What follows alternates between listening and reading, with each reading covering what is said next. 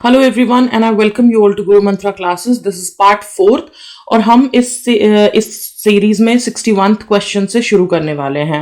आपके 60 क्वेश्चंस तक हो गए थे एंड आई बिलीव कि आपको सारे डाउट्स आपके क्लियर हो गए हैं और टेस्ट सीरीज आप अच्छे से कर रहे हो। थोड़े थोड़े पोर्शंस ही करो क्योंकि अभी बहुत ज़्यादा टाइम हुआ नहीं है टेस्ट सीरीज करने का, बट फिर भी आप थोड़े थोड़े क्वेश्चंस अगर लगाते रहोगे तो ये आपके लिए बेनिफिशियल होगा, एक बार में भार नहीं पड़ेगा आपके ऊपर। So let's quickly start with question number 61। Which of the following principles were included in the objectives resolution passed by the Constituent Assembly? तो Constituent Assembly ने जो सबसे पहले objectives resolution पास किया था उनमें से कौन सी बातें कही गई थी, आपको इनमें से करेक्ट बताना है। Alright, so the first one is powers and authority of independent India and its constitution shall flow from the people। तो we the people वाला आपको पता ही होगा। तो जितनी भी बातें हैं ना, ये पावर अथॉरिटी सब लोगों से आएगी, ऐसी बातें उसमें लिखी गई है, तो ये बात बिल्कुल सही है। Next, minorities and other backward classes will be provided adequate safeguards, ये भी बात लिखी गई है। एंड तीसरा, India will make a full and willing contribution to the promotion of the world peace, ये बात भी लिखी गई है एंड साथ में वेलफेयर ऑफ मैनकाइंड भी लिखा हुआ है। सो ये तीनों ही स्टेटमेंट्स करेक्ट हैं। So the correct option is option number A, that is 1, 2 and 3. Let's move to question number 62. भंगलोटी was recently seen in news। ये भंगलोटी क्या है? देखिए, भंगलोटी एक स्पीसीज है प्लांट की जिसको यूज टू मेक डाइज, जिससे डाइज बनता है। ठीक है, ये न्यूज में इसलिए था क्योंकि इससे सैफरन कलर का डाई बनता है और यही कलर जो है बुद्धिस्ट मॉन्क्स जो जिस कलर का भगवा रंग का कपड़ा पहनते हैं ना, वो कलर देने के काम आता है ये भंग लोटी से। ठीक है, तो option C is the right answer. एक बार मैं दिखा भी देती हूँ आपको पिक्चर में। तो इस तरीके का क्रीपर रहता है, ठीक है, जिससे कि डाइज बनते हैं। Let's move to question number 63। Members of the constituent assembly of India were directly elected, indirectly elected और नॉमिनेटेड। तो देखिए, कॉन्स्टिट्यूएंट असेंबली के जो भी मेंबर्स थे ना, वो आपके इनडायरेक्टली इलेक्टेड थे और नॉमिनेटेड थे। डायरेक्टली इलेक्टेड तो हुए ही नहीं थे ना, क्योंकि तभी तक तो डायरेक्ट इलेक्शन वाला कुछ बात ही नहीं हुआ था। बस कॉन्स्टिट्यूएंट असेंबली में इनडायरेक्टली इलेक्टेड और नॉमिनेटेड मेंबर्स आ गए थे आपके। ठीक है, क्योंकि जो मेंबर्स थे वो प्रिंसली स्टेट्स के थे, वो नॉमिनेटेड थे, और जो ब्रिटिश प्रोविंसेस के मेंबर्स थे वो इलेक्टेड इनडायरेक्टली थे, जो कि प्रोविंशियल लेजिस्लेटिव असेंबली से आए थे। तो डायरेक्टली लोगों से इलेक्ट होकर के कोई भी नहीं आया था। That means your option 2 and 3 is the right answer. Let's move to question number 64। Indian constitution is called a living document because number 1, Indian Constitution is open to changes as per the changing needs of the society। तो क्या ये हमारे society के changing needs के साथ साथ खुद भी चेंज होती रहती है।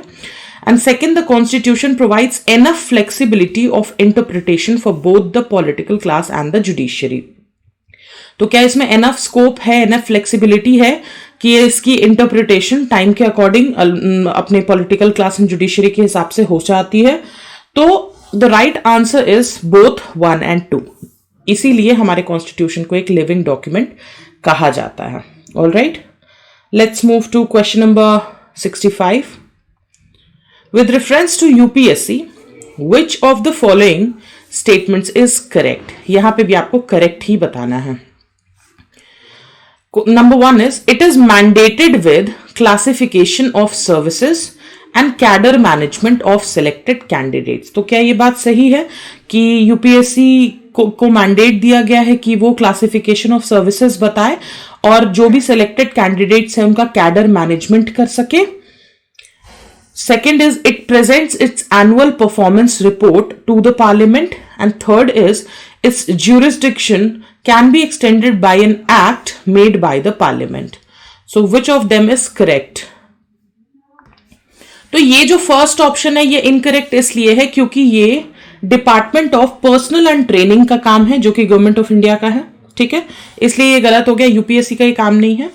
Second, it presents is annual performance report to the parliament. तो ये एनुअल परफॉर्मेंस रिपोर्ट पार्लियामेंट को नहीं बल्कि प्रेसिडेंट को देते हैं और प्रेसिडेंट फिर पार्लियामेंट के पास रखते हैं। ठीक है, तो ये भी गलत हो गया। Third one is its jurisdiction can be extended by any act made by the parliament। तो ये बात सही है। पार्लियामेंट का कोई भी एक्ट अगर बनता है तो इनके जुरिस्डिक्शन को एक्सटेंड किया जा सकता है. So that means only option number 3 is correct. Let's move to question number 66. According to the preamble of the Constitution as adopted by the Constituent Assembly, which of the following adjectives were or was used to define the Indian Republic? तो Indian Republic को define करने के लिए preamble में कौन कौन से adjectives का इस्तेमाल किया गया है? Socialist, secular, socialist, sovereign, secular, democratic. तो देखिए ये तो बिल्कुल आपको ना लाइन से याद होना चाहिए. Sovereign, socialist, secular, democratic, Republic. ठीक है, तो sovereign, socialist, secular, democratic, Republic, ये 5 चीजें आपको एकदम लाइन से याद होनी चाहिए. तो क्या क्या चीजें हैं एडेड इसमें? तो आपका सेकंड एंड फोर्थ, क्योंकि यहां कह रहा है कॉन्स्टिट्यूएंट असेंबली ने कौन कौन से एडजेक्टिव्स डाले थे. तो ध्यान रखिएगा, sovereign, socialist, secular, democratic and Republic. ये जो वर्ड्स है ना, इसमें सिर्फ और सिर्फ आपके सोवरेन, ठीक है, और डेमोक्रेटिक, रिपब्लिक वर्ड एडेड था. ठीक है, सोशलिस्ट और सेक्युलर ये आपका ऐड किया गया है 42nd कॉन्स्टिट्यूशनल अमेंडमेंट एक्ट के द्वारा 1976. ऑलराइट, सो ये आपका जो वर्ड है यहां पे जो गिवन है, क्योंकि रिपब्लिक नहीं है तो आपका सिर्फ 2 and 4 ये ओरिजिनल कॉन्स्टिट्यूएंट असेंबली ने प्रियम्बल में डाला था. That is sovereign and democratic. So the right option is option number B. Let's move to question number 67. अच्छा guys, one more thing, अगर मैं बहुत स्लो जा रही हूँ या बहुत फास्ट जा रही हूँ किन लोगों के लिए, तो आपके पास ऑप्शन ऑलरेडी होता है अब मेरी स्पीड को कंट्रोल करने का, तो आप प्लीज उससे मैनेज कर लेना. क्योंकि कुछ बच्चों को बहुत स्लोली चीजें समझ में आती है, इसलिए मुझे धीरे बोलना पड़ता है थोड़ा, क्योंकि ये टेस्ट सीरीज है, एक एक पॉइंट बाय पॉइंट आपको क्लियर होना चाहिए. ठीक है, let's move to 67. With reference to Joint Public Service Commission यानी JPSC, झारखंड पब्लिक वाला मत समझ लेना, Joint Public Service Commission, consider the following statements. इसमें से करेक्ट बताना है. तो ये Joint Public Service Commission क्या प्रेसिडेंट द्वारा क्रिएट होता है on the request of state legislatures concern. तो जिन स्टेट्स को जरूरत है उन 2 स्टेट्स को मिला के या 3 स्टेट्स को मिला के क्या एक joint public service commission request की जाती है उन स्टेटों द्वारा टू द प्रेसिडेंट. क्या ये बात सही है? So this is correct. Okay, its members holds office for a term of 6 years और until they attain the age of 62 years, whichever is earlier. तो जॉइंट पब्लिक सर्विस कमीशन के जो लोग होते हैं, okay guys, one more thing, ये first वाला incorrect है. क्यों इनकरेक्ट है?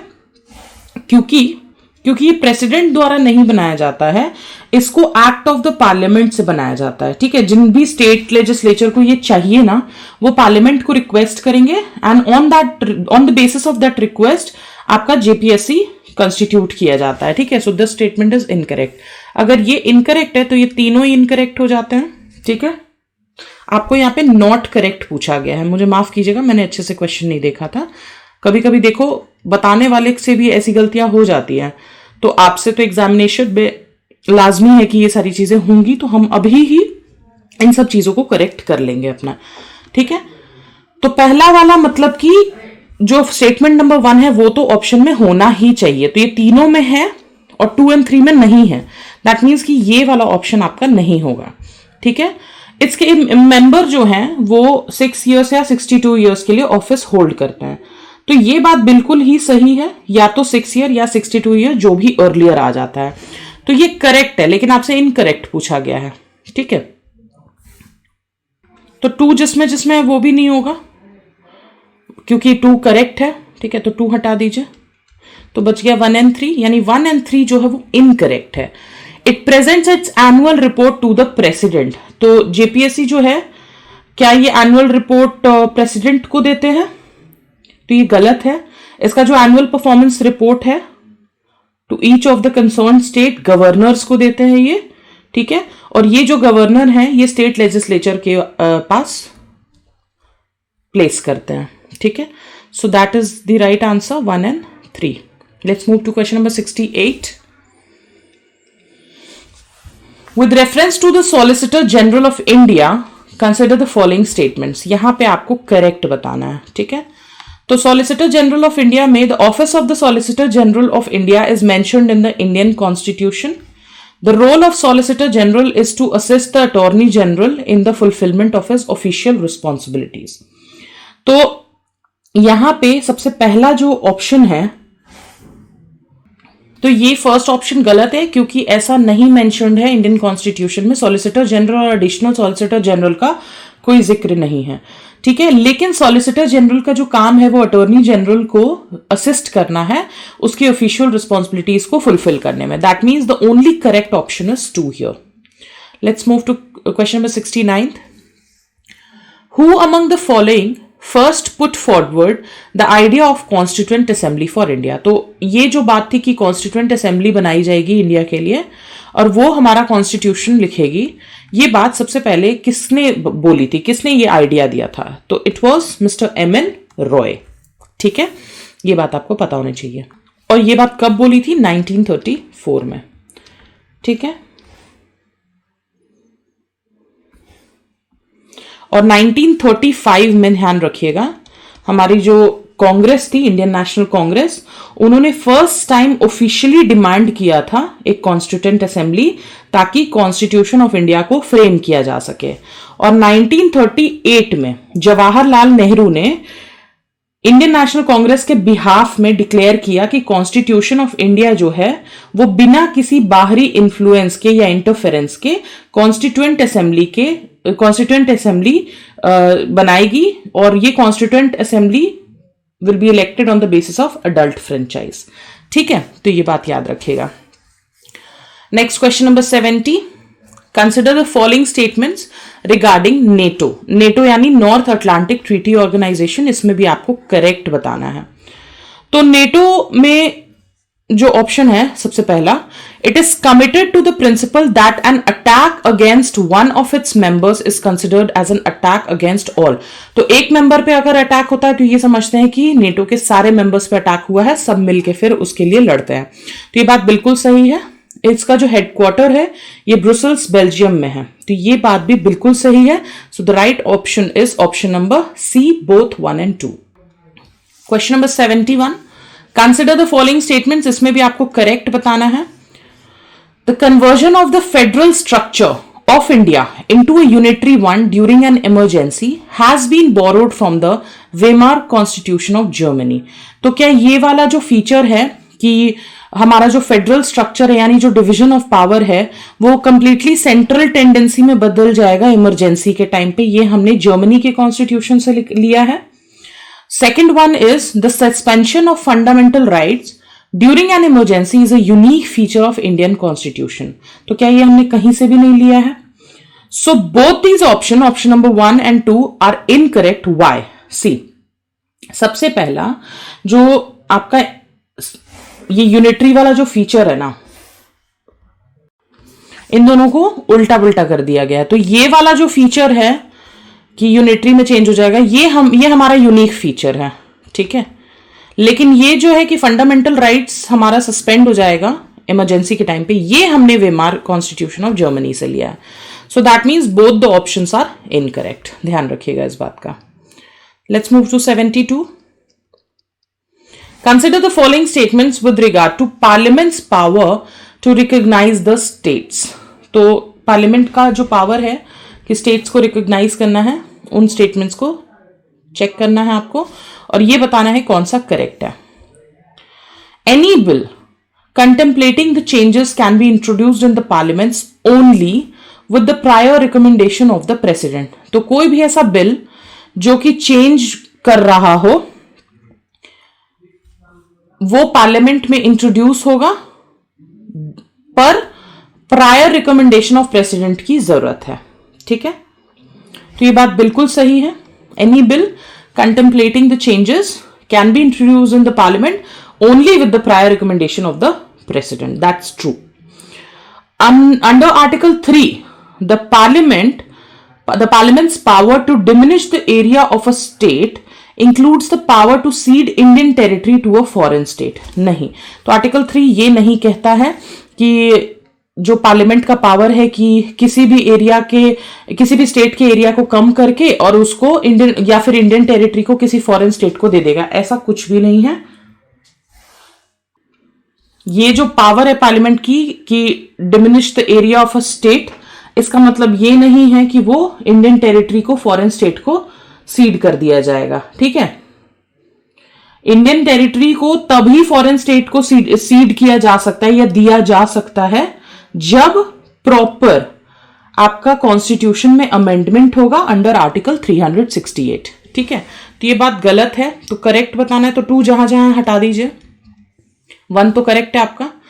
Any bill aiming to recognise the states shall be passed in the parliament by a special majority. तो ये जो थर्ड ऑप्शन है ये भी इनकरेक्ट है। कोई भी बिल जो कि स्टेट्स को रीऑर्गेनाइज करने की बात कर रहा है उसको सिंपल मेजोरिटी से पार्लियामेंट में पास होना पड़ता है। So this is also wrong option, so only correct one is option number A. Let's move to 73। With reference to advocate general of state, advocate general of state को refer करते हुए आपको इन statements को देखना है कौन सा करेक्ट है। तो एडवोकेट जनरल ऑफ इंडिया जो है, क्या वो गवर्नर द्वारा अपॉइंट होते हैं? दिस इज ट्रू, गवर्नर द्वारा अपॉइंट होते हैं। ही must be at least 35 years of age to the appointment as Advocate General of India and his remuneration is decided by the governor। तो ये थर्ड वाला ऑप्शन जो है ये भी आपका सही है, क्योंकि इनका जो रेम्यूनरेशन होता है, क्योंकि भाई स्टेट को जरूरत पड़ती है कोई भी लीगल केस को सॉल्व करने में, तो जो रेम्यूनरेशन है वो गवर्नर डिसाइड करते हैं, बिल्कुल करते हैं। सेकंड वाला इसलिए गलत नहीं है क्योंकि मिनिमम एज की कोई बात नहीं की गई है, बस इतना बताया गया है that he must be a person who is qualified to be appointed as a जज ऑफ हाई कोर्ट। ठीक है, यानी कि वो सिटीजन ऑफ इंडिया होने चाहिए और उनका जुडिशियल ऑफिस का एक्सपीरियंस होना चाहिए 10 years का as a high court, as a advocate of a high court for 10 years। ठीक है, तो ये बात है। So option 1 and 3 are the correct ones. Let's move to question number 74th। Which of the following writs can be issued against the private individual as well as public authority? तो कौन सा private plus public दोनों के लिए ही issue किया जा सकता है? तो हेबियस कॉर्पस, मैंडेमस या प्रोहिबिशन।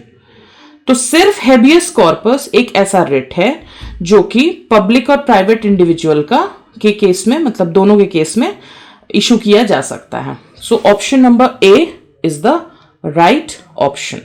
ठीक है, जैसे मैंडेमस हो गया, प्रोहिबिशन हो गया, सर्शरी हो गया, ये सिर्फ और सिर्फ पब्लिक अथॉरिटीज के लिए ही इशू किया जाता है। ठीक है, सारे रिट्स के बारे में आप प्लीज एक बार पढ़ लीजिएगा। Let's move to question number 75। Consider the following statements regarding Article 33 of the Indian Constitution. First, the power to make laws under Article 33 is conferred only on Parliament and not on state legislature. तो कोई भी law जो भी article 33 में बनाया जा रहा है वो सिर्फ और सिर्फ पार्लियामेंट के हाथ में है, ना कि स्टेट लेजिस्लेचर के हाथ में, ऐसा क्वेश्चन कह रहा है आपके। इसमें भी आपको करेक्ट बताना है। मैंने थोड़ा सा साइज छोटा कर दिया ताकि आपको सारे ऑप्शंस भी दिखे। तो ये पूछ रहा है आपसे, this is question number 75th। So this is right, first option is correct, क्योंकि आर्टिकल 3 जो है वो एम्पावर करता है पार्लियामेंट को टू रिस्ट्रिक्ट और abrogate the fundamental rights of the members of armed forces, paramilitary forces, police forces, intelligence agencies and analogous forces. ठीक है, इस प्रोविजन का ऑब्जेक्टिव क्या है कि उनकी जो ड्यूटीज है उसको वो प्रॉपरली डिस्चार्ज कर सके और डिसिप्लिन को मेंटेन किया जा सके। ठीक है, तो कोई भी लॉ जो भी आर्टिकल 33 में आता है वो सिर्फ और सिर्फ पार्लियामेंट बना सकता है, स्टेट लेजिस्लेचर्स नहीं बना सकते हैं।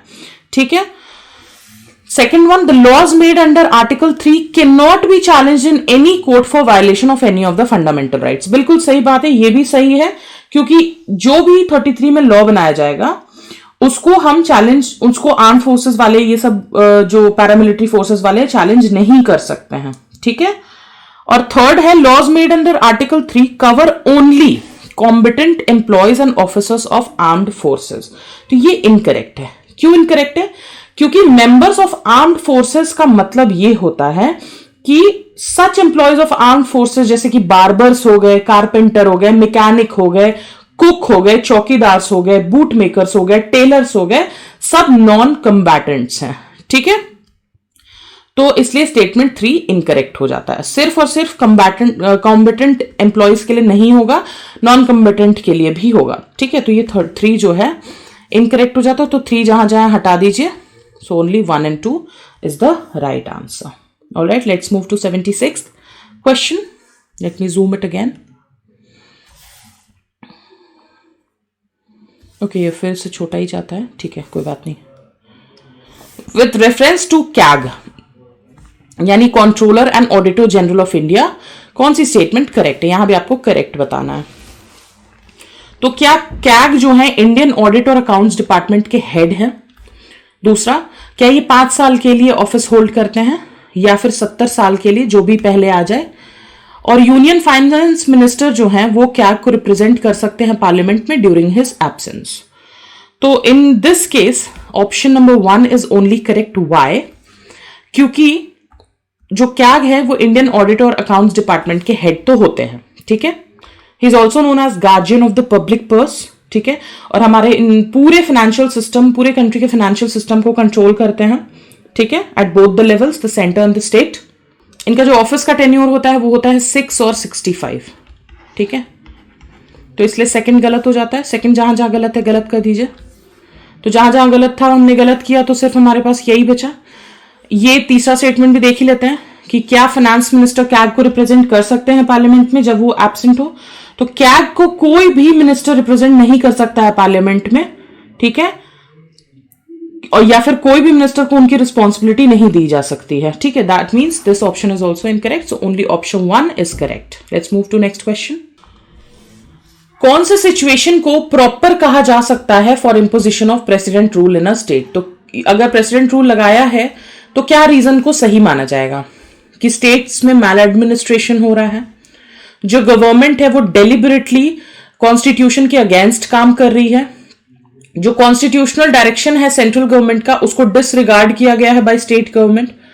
सो इन दिस केस आपका जो ऑप्शन 1 है, ठीक है, सबसे पहले ऑप्शन नंबर 1, तो these 2 grounds are the reason कि प्रेसिडेंट रूल लगाया जा सकता है, जिसको हम प्रॉपर कहते हैं। माल एडमिनिस्ट्रेशन बोल करके तो आप कुछ भी बोल सकते हो ना, तो इसलिए इसको कंसिडर नहीं करते हैं। प्लीज आप एक बार सरकारिया कमीशन का रिपोर्ट सेंटर स्टेट रिलेशंस के ऊपर और आपका जो बोमई केस है 1994 का, ठीक है, इसको प्लीज पढ़ लीजिएगा। आप एक बार मेरे लेक्चर्स में ही पढ़ लीजिएगा, मैंने बहुत अच्छे से बताया हुआ है किन रीजंस को हम प्रॉपर कहते हैं प्रेसिडेंट रूल लगाने को। ठीक है, so the option 2 and 3 are the right ones in this case. Let's move to next question. Which of the following provisions were added to the constitution through constitutional amendment? तो constitutional amendment करके कौन कौन से provision को add किया गया है?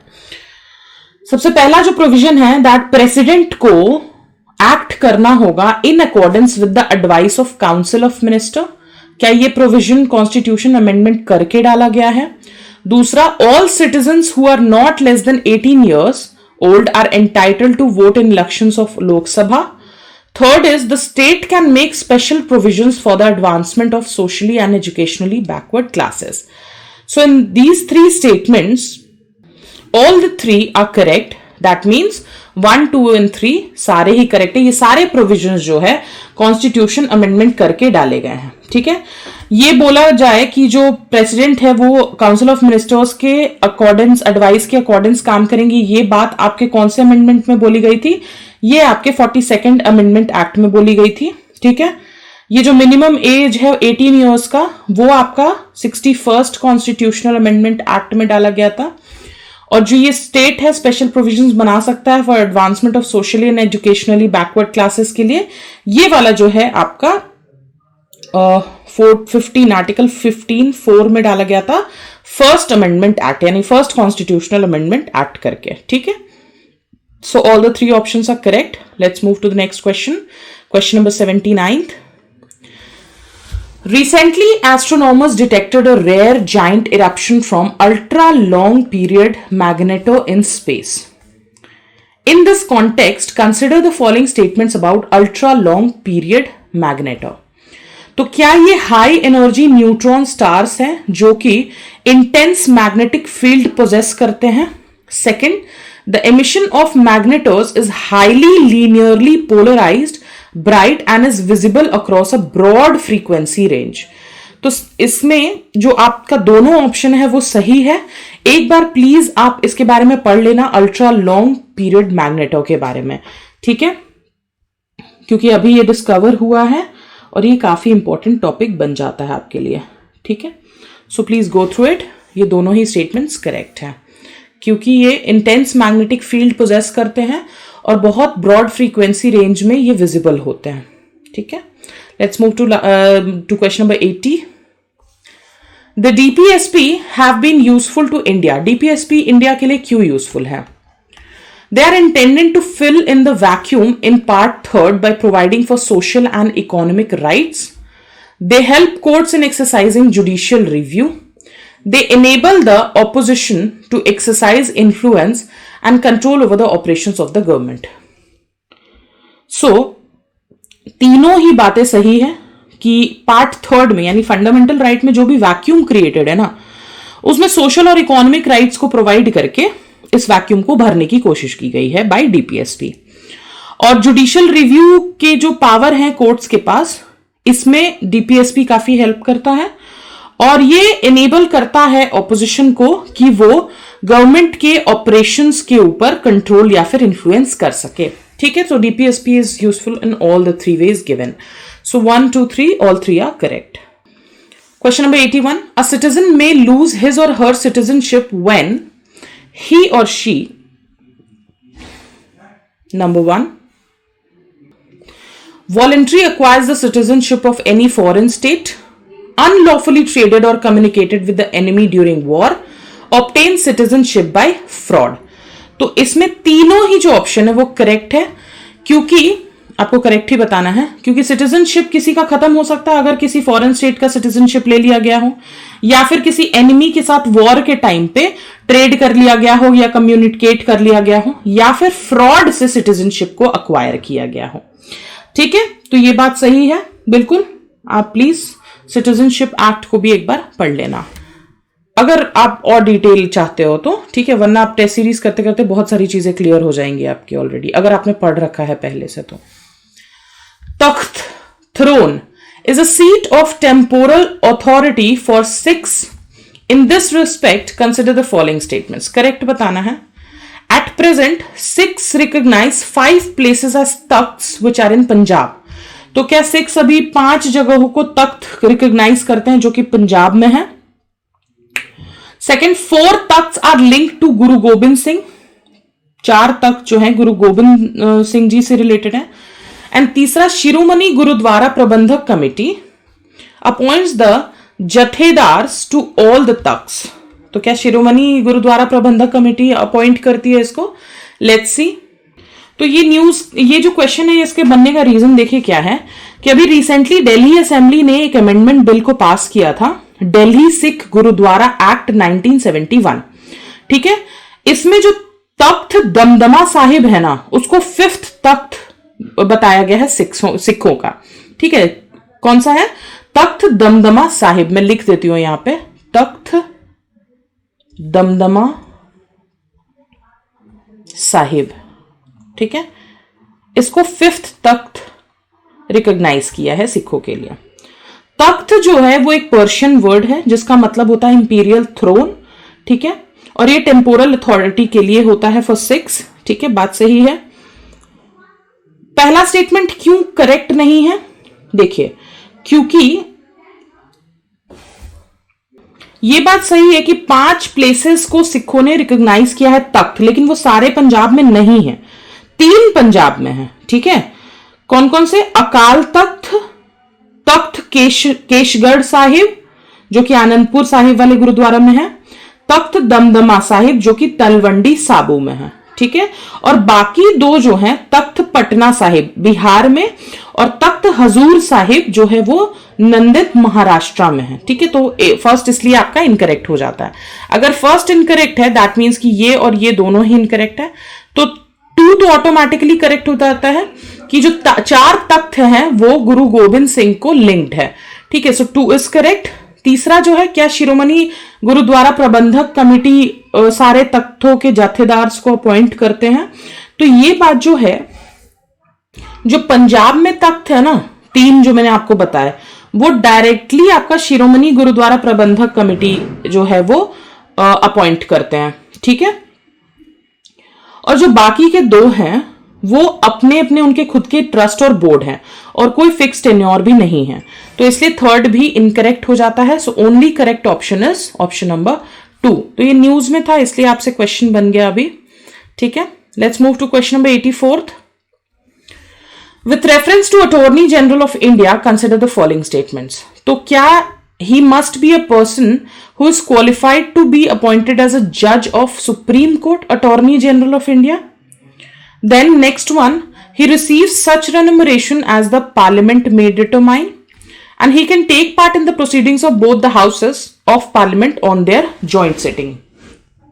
तो पहला जो है, जो क्वालिफिकेशन पूछा गया है इसका, ये सही है, इसमें भी आपको करेक्ट बताना है, ठीक है। तो अटॉर्नी जनरल ऑफ इंडिया वो पर्सन होना चाहिए जिसको कि सुप्रीम कोर्ट के जज की तरह अपॉइंट किया जा सकता है, ये एलिजिबिलिटी होनी चाहिए। सेकंड, क्या वो पार्लियामेंट जो डिटरमाइन करेगा वो रेम्यूनरेशन उनको मिलेगा? नहीं, यहां पे प्रेसिडेंट होगा, जो प्रेसिडेंट होंगे वो डिटरमाइन करेंगे। तो सेकंड इनकरेक्ट हो गया, सेकंड इनकरेक्ट हो गया, तो ये दोनों ही इनकरेक्ट हो गए, 3 ऑटोमेटिकली करेक्ट हो गया। He can take part in the proceedings of both the houses of parliament of their joint sitting. तो joint sitting अगर है तो दोनों में participate कर सकते हैं। So that means 1 and 3 are the right ones. Let's move to question number 85. इनमें से क्या reasonable restriction के अंडर आता है provided by the constitution on exercise of freedom of speech and expression under article 19(2)? तो कौन कौन सी चीजें reasonable restrictions में आती हैं स्पीच और एक्सप्रेशन के आर्टिकल में? Leaking classified material by intelligence officer, giving speech to take up arms, speech with which can hamper stability of government in Lok Sabha, contempt of court. तो which of the following could come under reasonable restrictions provided by the Constitution on exercise of freedom of speech and expression? तो reasonable restrictions के कौन कौन से grounds पे आ सकते हैं? तो आपका leaking classified material by intelligence officer ये आएगा, ठीक है। जो सेकंड है giving speech to take up arms, ये भी आएगा। ये नहीं आएगा, 3rd नहीं आएगा, ठीक है, क्योंकि लोकसभा में आपकी मतलब गवर्नमेंट की स्टेबिलिटी अगर हैम्पर होती है वो स्पीच को कंसिडर नहीं किया जाएगा एज रीजनेबल रिस्ट्रिक्शन, ठीक है। 4th one contempt of court, ये भी आएगा। That means option 1, 2 and 4 are the right options, ठीक है। तो ये बात ध्यान रखिएगा। Let's move to question number 86। Yes, इनमें से कौन से डायरेक्टिव प्रिंसिपल्स इनमें से कौन से डायरेक्टिव प्रिंसिपल्स जो है वो गांधीयन प्रिंसिपल्स पे बेस्ड है? पहला, देखिए गांधीयन वाले जितने भी होंगे ना, ये गरीबों के बारे में और विलेज पंचायत के बारे में ये सारी बातें करेंगे, ठीक है, ध्यान रखिएगा इस बात को। तो कौन कौन से हैं देखते हैं। To promote equal justice and to provide free legal aid to the poor. तो क्या ये करेक्ट है? ये करेक्ट नहीं है, ठीक है। इसमें से ये जो है सोशलिस्ट पुअर वाली जो भी बात होगी ना कि भाई इक्वालिटी देना है हमको, जस्टिस इक्वल करना है, ये आपका सोशलिस्ट प्रिंसिपल आता है, क्योंकि सोशलिज्म वाले लोग ऐसी बातें करते हैं, तो ये सोशलिस्ट प्रिंसिपल है, ये नहीं होगा। सेकंड वाला देखते हैं, न्यूट्रिशन और स्टैंडर्ड ऑफ लिविंग इंप्रूव करना है लोगों के लिए and to improve public health, ये भी गांधीयन प्रिंसिपल्स में नहीं आएगा। 3rd देखते हैं, टू ऑर्गेनाइज विलेज पंचायत। देखिए ये बात तो बिल्कुल आएगी, क्योंकि विलेज पंचायत और उनको पावर देना, ठीक है, सेल्फ गवर्नमेंट की बात करना, ये सब गांधीयन प्रिंसिपल्स के अंडर आता है, ठीक है। So option number 3 is correct, B option. Let's move to the next question. Which of the following protections is or are available as a fundamental right under the constitution to a person detained under a preventive detention law? तो कोई person है और उसको detain किया गया है preventive detention law के तहत, तो उसमें से कौन कौन से प्रोटेक्शंस उसको मिले हुए हैं एज अ फंडामेंटल राइट, ठीक है। तो सबसे पहला जो प्रोटेक्शन दिया हुआ है पहले ऑप्शंस देख लेते हैं. The grounds of detention should be communicated to the detenu even if it is against the public interest. ये बात बिल्कुल गलत है, ऐसा कुछ भी नहीं है. ठीक है, ग्राउंड्स जरूरी नहीं है कि उसको बताए जाएंगे, इसलिए फर्स्ट ऑप्शन आपका गलत हो जाता है. ठीक है, the detenu must be release after 24 hours unless the magistrate authorises further detention. तो ये बात भी बिल्कुल गलत है कि ऐसा नहीं है कि 24 घंटे के अंदर उसको एकदम रिलीज करना ही है जब तक मजिस्ट्रेट ऑथोराइज नहीं कर लेते हैं. ये भी नहीं है. The detenu must be afforded an opportunity to make a representation against the detention order. This is right, क्योंकि डिटेन्यू को एक अपॉर्चुनिटी मिलनी चाहिए कि वो अपने डिटेंशन ऑर्डर के अगेंस्ट रिप्रेजेंटेशन कर सकता है. ठीक है, so 3 is correct, only option A is correct. Let's move to question number 88. इन स्टेटमेंट्स को पढ़िए और इसमें करेक्ट बताइए. प्रेसिडेंट रूल अगर स्टेट में लगा गया है और उसको रिवोक करना है तो उसके लिए पार्लियामेंट्री अप्रूवल की जरूरत है. सेकंड, 44th अमेंडमेंट एक्ट 1978 ने पार्लियामेंट के पावर को रिस्ट्रेन किया है to extend the proclamation of president rule. तो in this one is not correct. Why? क्योंकि जब भी प्रेसिडेंट रूल को आपको रिवोक करना है, ठीक है, बाय द प्रेसिडेंट, किसी भी टाइम पे वो कर सकता है और उसके लिए पार्लियामेंट्री अप्रूवल की जरूरत नहीं होती है. सो 1 is incorrect. 44th amendment act ने एक नया प्रोविजन लाया था जिसमें पार्लियामेंट के पावर के ऊपर रिस्ट्रेंट लगाया गया है to extend the proclamation of president rule beyond 1 year. ठीक है, 1 साल से ज्यादा नहीं कर सकते हैं. तो अगर एक्सटेंड करना भी है तो हर 6-6 महीने पे आपको क्या करना होगा, कंडीशंस को फुलफिल कराना होगा कि एक नेशनल इमरजेंसी की जरूरत है पूरे इंडिया में या किसी पार्ट ऑफ द स्टेट में, और इलेक्शन कमीशन को सर्टिफाई करना होगा कि वहां पे जनरल इलेक्शंस पॉसिबल नहीं है क्योंकि डिफिकल्टीज है. ठीक है, तो यहां पे रिस्ट्रिक्शन लगाया गया था. That means 2 is right. Let's move to question number 89. Consider the following statements regarding constituent assembly. तो कॉन्स्टिट्यूएंट असेंबली एक फुल्ली सोवरेन बॉडी थी. It could abrogate or alter any law made by the British parliament in relation to India and princely states never joined the assembly. तो in this पहला और दूसरा तो correct है कि ये फुल्ली सोवरेन बॉडी थी कॉन्स्टिट्यूएंट असेंबली, और ये कोई भी लॉ को ऑल्टर या एब्रोगेट कर सकती थी जो भी ब्रिटिश पार्लियामेंट ने बनाए थे इंडिया को लेकर के. लेकिन प्रिंसली स्टेट ने कभी ज्वाइन ही नहीं किया, ये बात गलत है. ठीक है, पहले उन्होंने रेजिस्ट किया था लेकिन बाद में उन्होंने ज्वाइन कर लिया था. सो 3 इज इनकरेक्ट, तो ये तीनों ही इनकरेक्ट हो जाते हैं. तो 1 and 2 is the right option. Let's move to question number 90. Which of the following statement is not correct? Not correct, okay? With respect to the Government of India Act 1919. तो Government of India Act 1919 अच्छे से पता होना चाहिए आपको. पहला, it divided the provincial subjects into reserved and transferred. तो क्या ये बात थी? ये बिल्कुल सही है क्योंकि इस एक्ट ने प्रोविंशियल सब्जेक्ट को 2 पार्ट में डिवाइड किया था, एक को ट्रांसफर्ड और दूसरे को रिजर्व्ड. ट्रांसफर्ड वाले जो सब्जेक्ट थे उसको गवर्नर एडमिनिस्टर करने वाले थे with the help of ministers, और जो रिजर्व्ड लिस्ट थे उसको एडमिनिस्टर करते governor with his executive council. ठीक है, तो ये डुअल सिस्टम ऑफ गवर्नेंस या डायरकी इंट्रोड्यूस हो गया था. ठीक है, तो ये करेक्ट है, आपको नॉट करेक्ट बताना है. It introduced a bicameral legislatures at the centre with upper and lower houses. ये भी बात बिल्कुल सही है. बाइकैमरल लेजिस्लेचर, डायरकी, दो वाले जो डिविजन्स थे ना, बाइकैमरल में अपर हाउस, लोअर हाउस, डायरची में रिजर्व्ड और ट्रांसफर्ड, ये सब गवर्नमेंट ऑफ इंडिया एक्ट 1919 में हुआ है. ठीक है, ऑप्शन सी क्या है? This act authorise states to enact their own budget. तो ये भी बात बिल्कुल सही है. पहली बार सेपरेशन हुआ प्रोविंशियल बजट का सेंट्रल बजट से, और प्रोविंशियल लेजिस्लेचर को ये पावर दिया गया कि आप अपना बजट बना सकते हैं. ठीक है, तो ये भी करेक्ट है. That means 4th he incorrect होगा. क्या इसमें सेपरेट इलेक्टोरेट दिया गया था मुस्लिम, सिख्स और एंग्लो इंडियंस को पहली बार? तो ये गलत है क्योंकि ये आपका मॉर्ले मिंटो रिफॉर्म में आया था. ठीक है, 1909 वाला जो आपका एक्ट आया था ना, उसमें हुआ था, जिसमें Sikh, Indian Christian, Anglo Indians और यूरोपियंस के लिए सेपरेट इलेक्टोरेट की बात बोली गई थी या इंट्रोड्यूस किया गया था. सो this is incorrect. Let's move to question number 91. He was born in Tamil Nadu and is the most respected acharya in the philosophy of Shri Vaishnavism. याद रखिएगा, ठीक है. He is famous as a chief proponent of the Vishishta Advaita sub school of Vedanta and wrote influential texts which as bhashya, such as bhashya. Which of the following personalities is being described in the passage given below? Shri Ramanujacharya. Please आप इनका नाम मत भूलेगा. वैष्णविज्म, श्री वैष्णविज्म की philosophy देने वाले, तमिलनाडु में पैदा होने वाले और विशिष्ट अद्वैत सब स्कूल वेदांत के प्रोपोनेंट. ठीक है. भाष्य जैसे इन्फ्लुएंशियल टेक्स्ट को लिखने वाले Shri Ramanujan चार्य.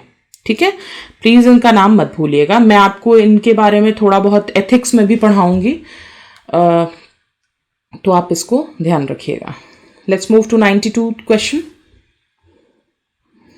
Consider the following statements. इसमें आपको करेक्ट बताना है. पहला, the citizen of India owes allegiance to both the union and the state. In India only a citizen by birth is eligible for the office of President. तो इसमें statement 1 incorrect है. क्यों? क्योंकि इंडियन कॉन्स्टिट्यूशन फेडरल है और हमारी dual polity है. सिर्फ एक सिंगल सिटीजनशिप हमारी है. ठीक है. कनाडा की तरह जैसे है. तो इंडियन सिटीजन्स जो है वो सिर्फ और सिर्फ यूनियन को एलिजेंस देंगे. कोई सेपरेट स्टेट सिटीजनशिप नहीं है हमारे यहां, यूएसए और स्विट्जरलैंड की तरह. ठीक है. जिन्होंने डबल सिटीजनशिप को अडॉप्ट किया है, तो हम सिर्फ और सिर्फ यूनियन को अलीजेंस देते हैं. That means 1 is incorrect. Second वाला क्या कह रहा है इसमें? सेकंड वाला कह रहा है कि क्या सिर्फ सिटीजन बाय बर्थ ही प्रेसिडेंट के ऑफिस के लिए एलिजिबल है? ये भी गलत है. Citizen by birth as well as naturalise citizen जो होते हैं वो एलिजिबल होते हैं प्रेसिडेंट के ऑफिस के लिए. ठीक है. लेकिन यूएसए में जो सिर्फ बर्थ वाले सिटीजन है ना, वो ही प्रेसिडेंट के ऑफिस के लिए एलिजिबल होते हैं, नेचुरलाइज सिटीजन्स नहीं होते हैं. हमारे यहां naturalise plus citizen by birth दोनों को लिया जाता है. That means statement 1 and 2 both are incorrect. Let's move to question number 93.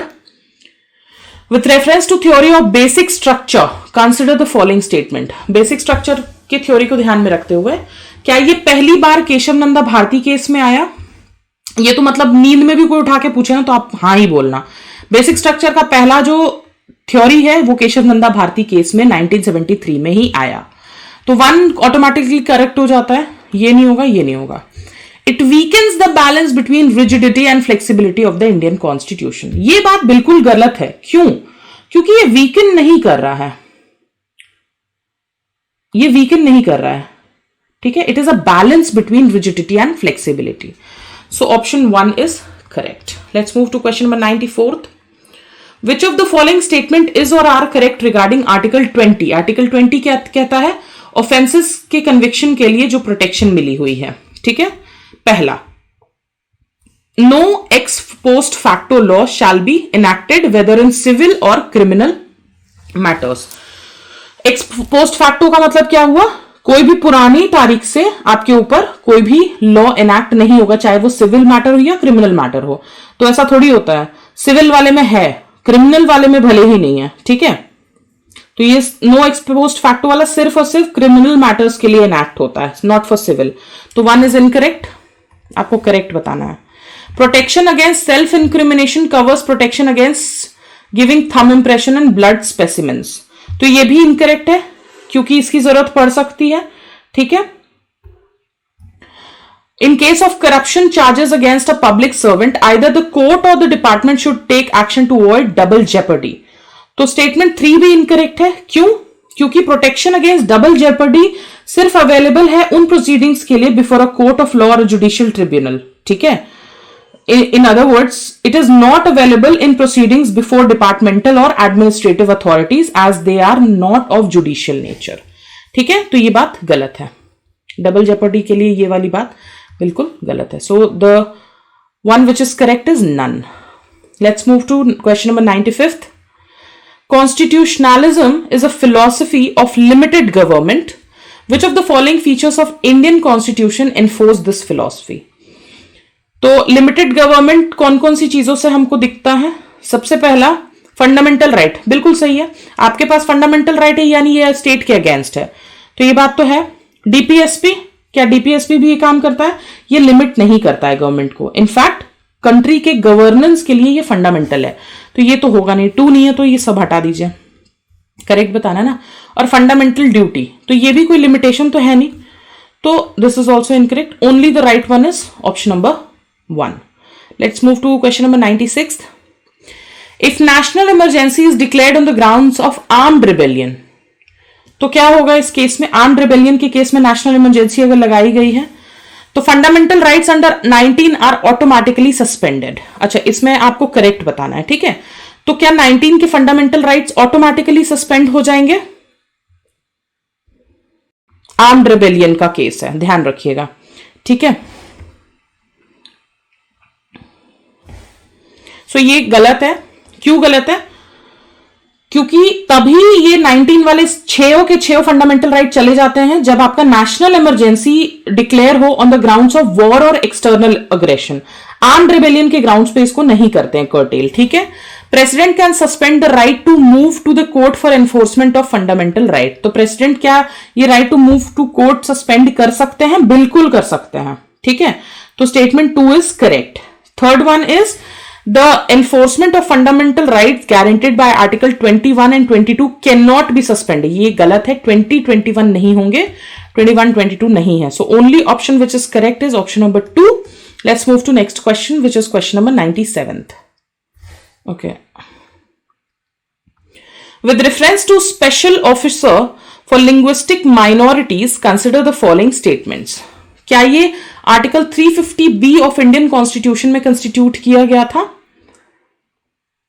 बिल्कुल सही बात है। लिंग्विस्टिक माइनॉरिटीज के लिए स्पेशल ऑफिसर आर्टिकल 350B में पार्ट 17 ऑफ द कॉन्स्टिट्यूशन में इंसर्ट किया गया था by 7th constitutional amendment act 1956।